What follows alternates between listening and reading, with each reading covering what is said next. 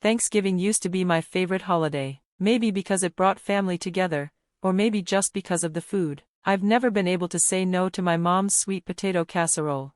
But last Thanksgiving was different. Everything changed that day. Deep down, I think I knew it was coming. My name is Madison Turner. I was 34 last November, a single mom to my 7-year-old son, Jamie. My dad always saw me as the black sheep of the family. My parents lived in a big, old house in Charleston, South Carolina. It had a wraparound porch, heavy wooden furniture, and family pictures covering the hallway walls. Around the holidays, it always smelled like cinnamon and pine. Maybe that's why I kept coming back, even when it didn't feel like home. That Thanksgiving, the house was packed. My brother Lucas came down from Charlotte with his wife, Olivia, and their 5-year-old twins, Amelia and Jack, who made more mess than most adults.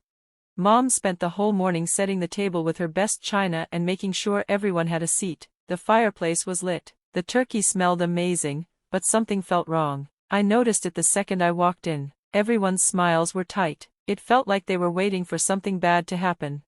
We sat down for dinner at 3 o'clock. Jamie wore his best shirt, but by the time Grace was done, he had already dropped cranberry sauce on it. I smiled. He always tried his best, but he was still a kid. I helped him sit at the kids' table, then took my seat next to Mom. The talk around the table felt forced. Olivia went on about the twins' soccer. Lucas bragged about a promotion. Dad just grunted and stared at his food. I tried to join in and told a funny story about Jamie playing with the neighbor's dog. No one laughed. Mom just glanced at Dad nervously. The tension was building. Jamie sat quietly under the table, playing with his toy truck. The twins giggled at some joke, and Lucas kept looking at his phone. I tried to stay calm and pushed the awkwardness aside. I'd been through worse. Then it happened. Dad slammed his fist on the table. Everything rattled. Mom's wine spilled across the white tablecloth. Everyone froze. My heart pounded, but I didn't move. Dad stood up and glared at me. "You're a disgrace, Madison, a single mom. Why can't you be like everyone else?" He shouted louder than I'd ever heard before. Olivia looked shocked. Even Lucas seemed uncomfortable. Jamie stopped playing and looked up at me with scared eyes. My face burned, but I stayed calm. Dad had yelled at me before, but never like this. "We gave you everything," he shouted. "You could have had a normal life, but you chose this. You embarrass us." I looked at Mom for help. She just stared at her lap, twisting her napkin. Lucas looked like he might say something but didn't. I thought about everything I'd done for them, paying their mortgage in secret, helping Lucas through law school, even buying Dad's car. They had no idea it was all me. They thought Dad's pension paid for everything. But I was done hiding. Dad pointed at me, his face red. "Get out. Don't come back until you've fixed your life." I stood up. My hands were shaking, but my voice was steady. "All right," I said. There was nothing else to say. I picked Jamie up. He was scared and confused, but I whispered to him that it would be okay. I grabbed our coats, helped him into his jacket, picked up my purse, and walked out. No one tried to stop me. No one even said goodbye. Outside, the cold air hit my face. I walked to the car, buckled Jamie in, and looked back at the house one last time. And then I realized, I wasn't sad. I felt free. They didn't know that everything they had, the house, the cars, even the food, came from me, from the $94 million business I had built. They never once asked where the money came from. I had let them believe I was a failure because it was easier, but as I drove away, I felt like I was finally breaking free. Thanksgiving is supposed to be about family. That day, I learned it's also about knowing when to walk away, especially when your family makes you feel like you don't belong. They never really knew me. Even when I visited for birthdays or holidays, I always felt like an outsider. Mom would glance at me if I laughed too loud. Lucas asked polite but shallow questions. To them, I was the messy one, the girl with a kid and no husband, the one who didn't fit their perfect picture. But they didn't know that all those late-night phone calls and trips to New York and LA weren't escapes. They were the foundation of something amazing. I started 5 years ago, alone in a cold Denver apartment. I was 29, pregnant, broke, and scared. One rainy Saturday, I opened my laptop and started my online business, Blue Harbor, a place for American artists and designers to sell their work.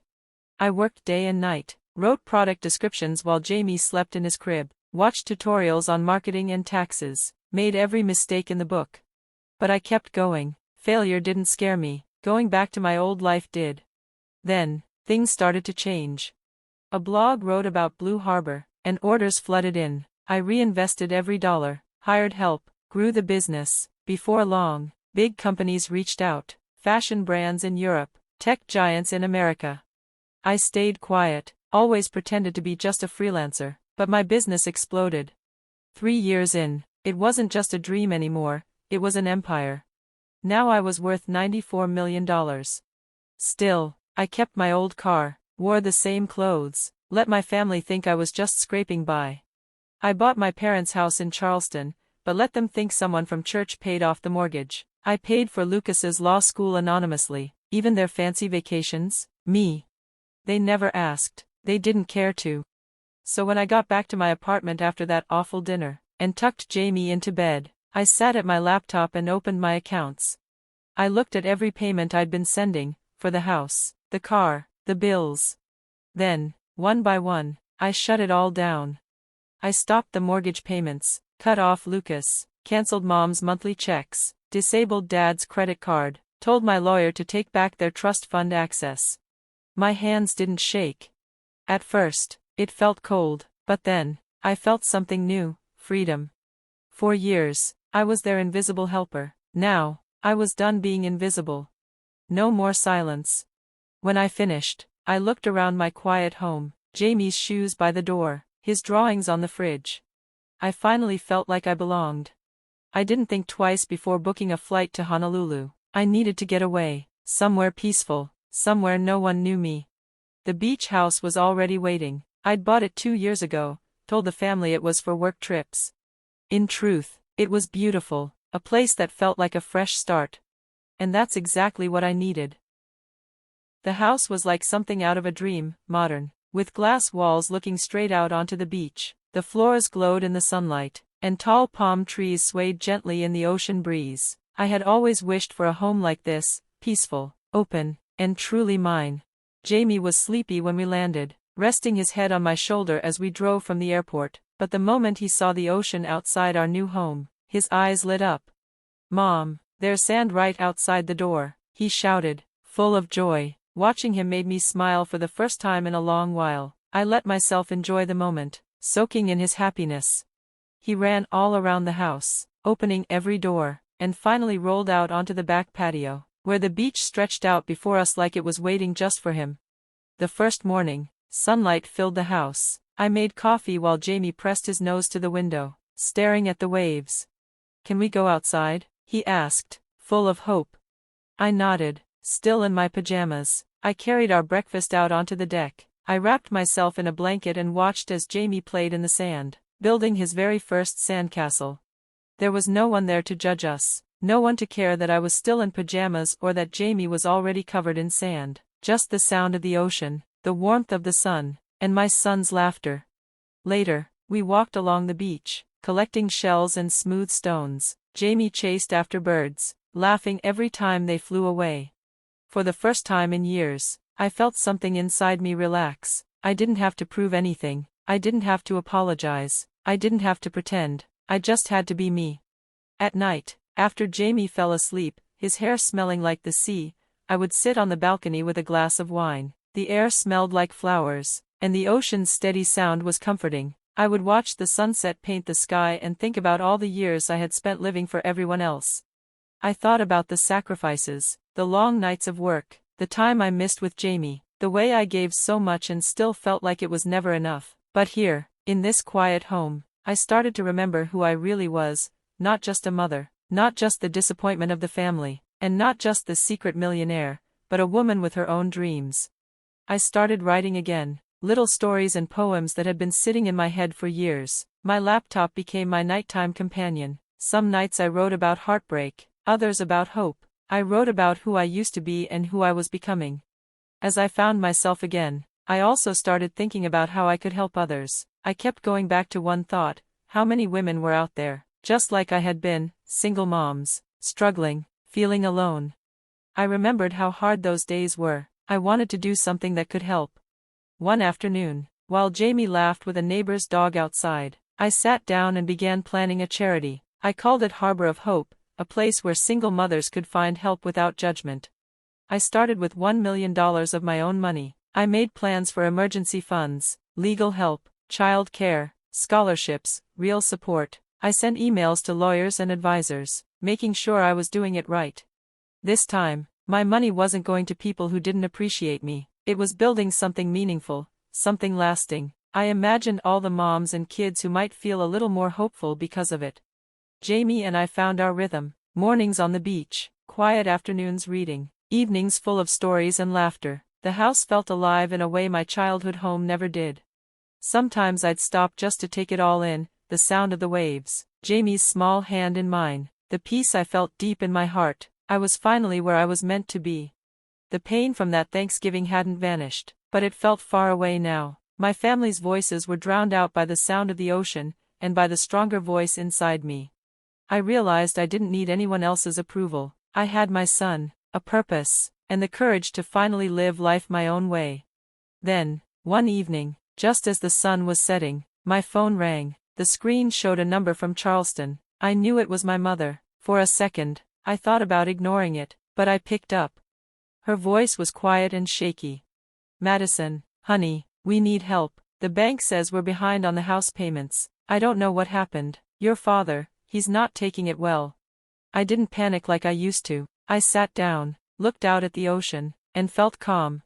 "Mom," I said gently, "I need you to really listen." There was silence on her end. "I paid for everything, the house, the cars, the bills. You didn't know because I didn't tell you. I did it out of love, but after what happened on Thanksgiving, after Dad's words, after you all made me feel like I didn't belong, I realized something. I deserve better. I deserve respect."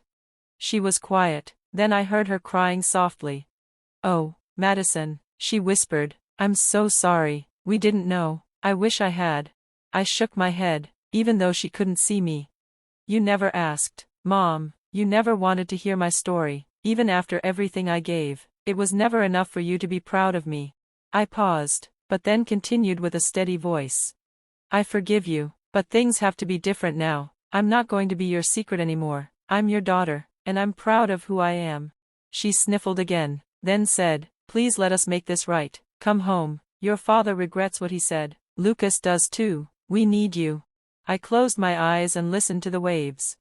The old me would have said yes, rushed back, and pushed my pain aside, but not anymore. I had found peace, and I wouldn't give it up for anyone, not even for their regret. "I love you, Mom," I said softly, "but I can't go back to how things were. If you want me in your life, it has to be on new terms. I won't let anyone make me feel small again." There was a long pause. Then she said, "You're right, Madison. I want to know the real you. I don't want to lose you again." Tears filled my eyes, not from sadness, but from the relief of finally being seen. After we hung up, I sat for a while, watching the sky turn dark. I thought about everything I'd survived, all the nights building Blue Harbor, all the years of giving quietly while being pushed aside. I used to think my worth came from how much I gave or how little I asked for, but now I understood. My value was in the life I'd created, in the love I shared with my son, in the hope I was giving to other women. Things started to shift. My mom and I talked more. My dad even sent a short note, "We miss you. We're proud, even if we don't say it." Lucas called once, asking about Jamie and actually listening. There were no grand apologies, but they were starting to see me for who I really was.